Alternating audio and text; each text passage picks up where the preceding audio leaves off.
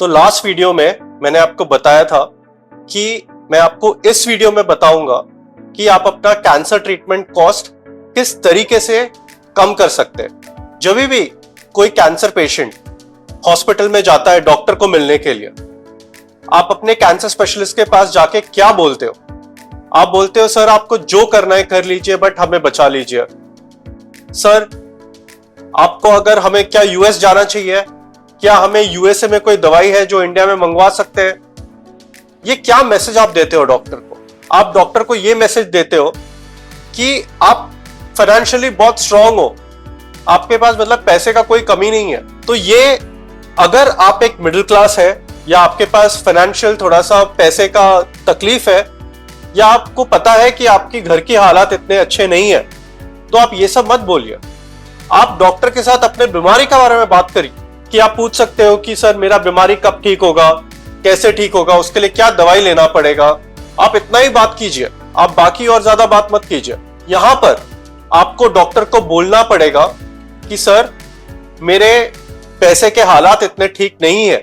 जब आप ये बोलते हो आपके कैंसर स्पेशलिस्ट को, तब आपके कैंसर स्पेशलिस्ट आपके लिए वो मेहनत कर सकते हैं कि वो हॉस्पिटल को भी बोले, वो दवाई भी ऐसे लिखे कि जो आपको उतना पैसा नहीं लगेगा शायद से, क्योंकि हर कैंसर दवाई में इंपोर्टेड दवाई भी आता है, इंडियन दवाई भी आता है, दोनों मोस्टली सेम ही है।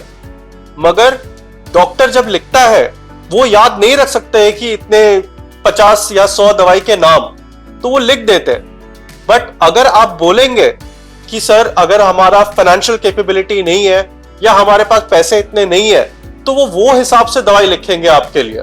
जब तक आप अपने कैंसर स्पेशलिस्ट को बताओगे नहीं कि आपके पास पैसे का मारामारी है या आप मिडिल क्लास घराने से हो, आप ये 6-7 महीने का ट्रीटमेंट इतना खर्चा कर पाओगे नहीं कर पाओगे, बच्चे भी है घर पे, उनका भी स्कूल देखना है आपको, उनका भी खर्चा देखना है आपको, तब तक डॉक्टर नहीं समझ पाएंगे। वो भी बहुत बिजी रहते हैं, इतने पेशेंट्स उनके लिए वेटिंग होते हैं। तो आपको ये बताना पड़ेगा स्टार्टिंग में ही डॉक्टर को, ये आप स्टार्टिंग में ही बताइए।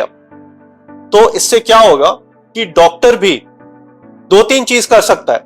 एक है दवाई वो हिसाब से लिख सकता है कि आपका कम से कम खर्चा थोड़ा कम हो जाए। दूसरा, वो हॉस्पिटल से भी बात कर सकता है शायद से कि सर देखो इनके पास ना पैसा नहीं है तो इनको कंसिडर करो। तीसरा चीज जो सबसे इंपॉर्टेंट चीज है कि जब आप एडमिट होते हैं वो ट्रीटमेंट लेने के लिए, आपको ये देखना है कि जनरल क्लास भी है, ट्विन शेयरिंग भी है, ट्रिपल शेयरिंग भी है और सिंगल रूम भी है। ये सब में सिर्फ बेड चार्जेस अलग नहीं होते, ये सब में सब चार्जेस अलग होते। तो अगर आप जनरल क्लास में एडमिशन लोगे तो वहां पर अगर आपका सर्जरी है या कीमोथेरेपी है, सब डॉक्टर के भी चार्जेस कम होते हैं वहां पर। मगर अगर आप सिंगल रूम लोगे तो वहां पर डॉक्टर के चार्जेस, बेड चार्जेस सब कुछ ज्यादा होते हैं। तो आप अपने कैपेसिटी के हिसाब से, अपने सुविधा के हिसाब से आप अपना रूम सिलेक्ट करिएगा और इसमें डॉक्टर आपकी मदद करेगा। जब आप डॉक्टर को बोलोगे कि सर देखो मेरे पास पैसे इतने नहीं है, तो वो आपको बोल देंगे कि ठीक है मैं आपको जनरल क्लास में एडमिट कर देता हूं, आपका खर्चा कम आएगा।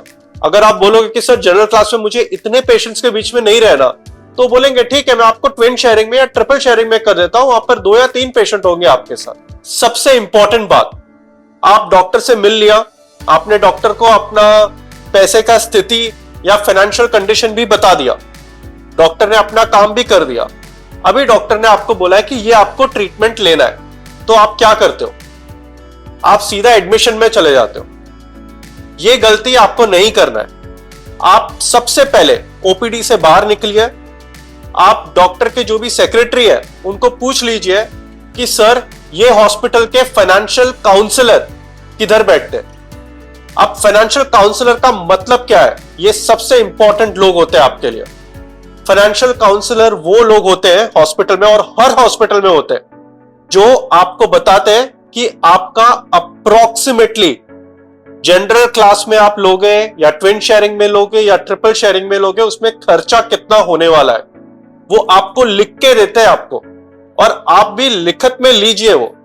और ऐसा नहीं कि जो उन्होंने बोला वही रहेगा, एकदम एग्जैक्ट नहीं कर सकता है, कभी ऊपर नीचे भी हो सकता है। कभी कुछ टेस्ट करवाना पड़े, वो भी खर्चा हो सकता है। तो आप मगर फाइनेंशियल काउंसलर से मिलिए और आप फाइनेंशियल काउंसलर को भी अपना स्थिति बताएंगे कि आप मिडिल क्लास घर से हो, आपके बच्चों के भी खर्चे हैं, आपके ये खर्चे हैं, आपका लोन है, आपको भी इतना तकलीफ है, तो वो भी अपने सीनियर से बात करके जो भी कुछ डिस्काउंट कर सकते हैं आपके लिए वो भी करेंगे।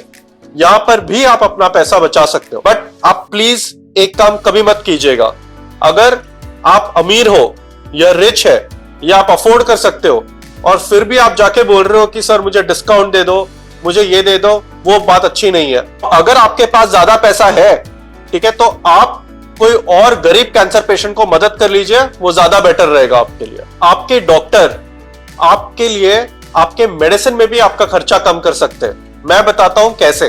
डॉक्टर आपका प्रिस्क्रिप्शन लिखते हैं और कैंसर के दवाइयां बहुत महंगे होते हैं, सस्ते नहीं होते। ऐसे 100-200 में स्ट्रिप नहीं मिलता कैंसर के दवाई।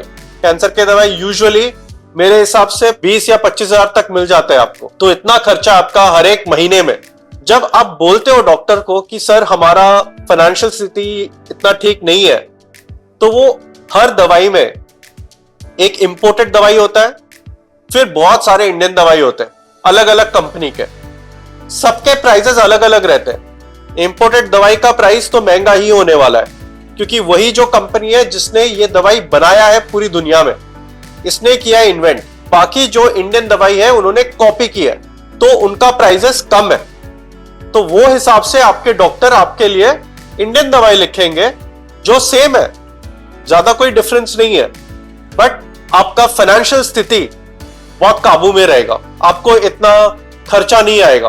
और ये मत सोचिए कि इंडियन दवाई इंपोर्टेड दवाई से बहुत ही कम है, वो भी इंडियन गवर्नमेंट FDA ने अप्रूव करके ही उनको अलाउ किया है बेचने के लिए।